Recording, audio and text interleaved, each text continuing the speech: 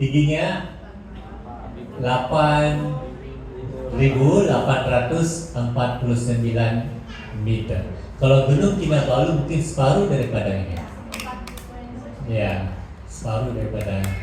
Kalau Anda yang sudah pernah naik Gunung Kinabalu, tanya kepada Anda. Bagus bahwa ada pengalaman naik Gunung Kinabalu. Nah, bila kamu naik gunung, apa-apa gunung, kita perlukan persiapan kan? Kita perlu ada persiapan diri supaya kita boleh berada di puncak kesehatan yang paling optimum untuk kita daki Gunung Kinabalu. Ada dua orang pertama yang sampai ke puncak Gunung Everest. Anda tahu siapa nama dua orang itu? Nama dua orang itu ialah Edmund Hillary dan juga Tenzing Norgay. Dua individu ini orang yang pertama sampai ke puncak Gunung Everest. Mereka, adapun pendakian gunung ini memerlukan stamina fizikal yang bagus. Pada masa yang sama, pada saat mereka mau mendaki atau sesiapa yang mau mendaki perlu ada peralatan yang sesuai dan mencukupi dan selamat untuk digunakan di dalam pendakian gunung. Nah, pada tahun 1952 ada satu pasukan dari Switzerland. Mereka coba untuk mendaki Gunung Everest, tetapi mereka gagal. Mereka gagal mencapai puncak Gunung Everest. Jadi ada lagi satu pasukan British. Mereka mengkaji kenapa pasukan Switzerland mereka gagal di dalam pendakian menakluki Gunung Everest itu. Jadi bila mereka mengkaji, mereka dapati pasukan Switzerland hanya minum 2 gelas air sehari saja. Di dalam mereka mau menawan Gunung Everest, 2 cawan gelas sehari. Dan oleh sebab itu pasukan Switzerland mereka tidak dapat mencapai puncak Gunung Everest. Jadi pasukan British ini mereka buat strategi yang lain. Mereka memutuskan untuk minum 12 gelas setiap hari instead of 2 gelas saja. Dan apabila mereka minum lebih banyak air, maka pada 29 Mei 1953 dua individu inilah yang berjaya sampai ke puncak Gunung Everest. Minum air dengan banyak. Nah, air adalah satu strategi yang sangat penting bila seseorang itu mau mendaki gunung. Ataupun apa-apa saja pun aktiviti yang melibatkan pergerakan, movement body kita, badan kita perlu air. Bagi Anda yang ikut larian, saya tahu kamu ikut larian. Ada yang 5, ada yang 7, ada yang 10, ada yang 21. Lain kali kita sama-sama 42.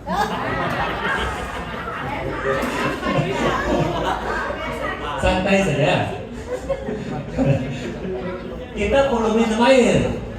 Di larian itu sama ada 3 kali, 5 kali, 7 ada water station kan. Saya pastilah setiap kamu nampak sudah tuh water station mesti kamu berhenti dan minum air. Saya pasti itu. Saya tidak terkecuali bila saya nampak water station saya akan berhenti dan minum air. Pernah satu kali saya ikut 42 km. Saya lupa ada 9 stesen air, lebih kurang begitu. Kemudian setiap stesen saya minum 1 gelas air saja. Oke, 1 gelas air. Dan bila saya menamatkan larian, saya punya masa boleh diterima lah. Boleh diterima. Dan next year saya tukar strategi saya. Saya punya pikiran sekarang ialah bila saya sampai di satu stesen saya mau ambil 2 gelas air.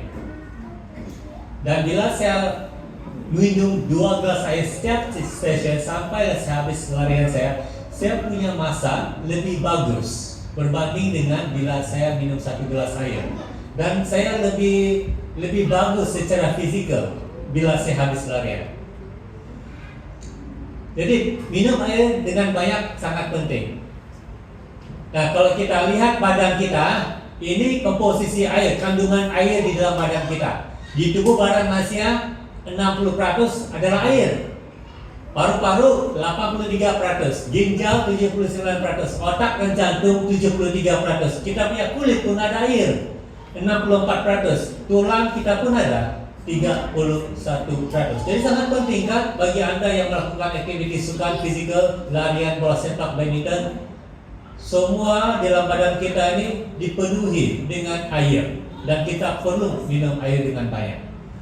Nah, coba saya kongsikan cara minum air dengan betul. Saya dapati ini sangat menarik dan saya rasa saya mau kongsikan ini. Minum perlahan-lahan dan bilang. Minum air secara perlahan dan tahan sebentar di dalam mulut dan bilang sebelum menelan untuk merasa nikmatnya. Adakah nikmat dia minum air doang? Ada? Jadi artinya bila kamu minum, jangan terus minum masuk perut, tapi kamu tunggu sebentar di mulut, kemudian kamu baru minum. Minum dalam posisi duduk. Ini juga satu cadangan yang baik. Pastikan Anda minum dalam keadaan yang duduk, dengan duduk yang tegak, memudahkan sistem penghadapan berfungsi dengan baik. Itu minum waktu duduk. Tunggu seketika. Nah, ini bila kita sudah makan. Bila kita sudah makan, tunggu sekejap, mungkin beberapa menit sebelum kita minum. Kenapa? Untuk sistem pencernaan makanan ini. Jangan terus-terus minum, ini cadangan dia. Nah, waktu ideal untuk minum air. Sebelah pagi, perlu kita minum air? Perlu kan? Berapa jadi nampak pada saya? Segelas atau 2 gelas air selepas bangun. Kenapa kita perlu minum air? Selepas saja kita bangun tidur. Bagi menggerakkan semua organ. Bagi apa? Supaya semua organ kita bergerak, segar. Oke. Kemudian sebelum makan, kalau mau minum air 30 menit sebelum makan boleh minum air. Sebelum makan boleh minum air 30 menit. Minum lebih banyak air untuk menggantikan cecair yang hilang melalui peluh. Ini yang selalu kita exercise ataupun bersukan. Minum banyak air. Sebelum tidur perlu minum air juga kan? Tapi sedikit, jangan minum banyak. Kalau kita minum banyak, susah mau tidur, mengganggu tidur kita. Bolehlah sedikit-sedikit untuk kita minum supaya waktu kita tidur itu kita tidak apa? Tidak dehydration. Ya, jadi boleh minum sedikit air sebelum kita tidur. Nah, ini cara memenuhi keperluan air harian. Minumlah sekitar 8 hingga 10 gelas air. Lebih kurang 2,5 liter. Ataupun tengok berat badan Anda. 1 liter bagi setiap 25 kg berat badan. Kalau contoh berat badan saya 50, berapa liter saya perlu minum? 2 liter. Kalau 75 kg, 3 liter. Jadi ini formula cara mengira berapa liter air perlu kita minum. Ada juga orang mengatakan begini, macam mana kita mau tahu supaya kita cukup air atau tidak? Bagi kanak-kanak ataupun dewasa. Macam mana kita mau tahu sama ada kita cukup air atau tidak? Tengok air kencing kan? Ya, tengok air kencing masing-masing. Kalau air kencing kita kuning-kuning, tidak cukup. Kalau air kencing kita jernih, itu oke. Jernih, itu sudah cukup. Jadi tengok malam ini di tandas apa warna air kencing. Kalau kekuning-kuningan ataupun oren-oren kayak begitu atau warna lain, nah tidak cukup air lah itu. Tapi kalau warna air kencing jernih, nah itu sudah cukup, itu bagus. Jadi kamu tentukan dari itu berapa banyak air yang harus kamu minum dengan melihat kepada warna air kencing. Bagikan pengambilan air sepanjang hari. Contoh, kalau kamu perlu minum 2 liter air, kamu kasih sedialah.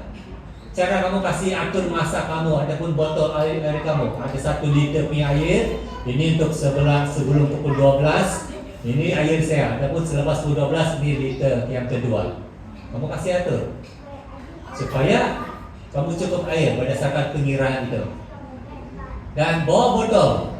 Mana-mana kamu pergi, bawa botol air Anda, pergi tempat kerja, ada botol air, pergi gereja, ada botol air. Kalau kamu mau mandu, ada botol air. Saya tahu ada juga orang yang ikut larian, dorong bawa air dengan mereka. Ya, saya tahu itu. Mereka ada itu water bell.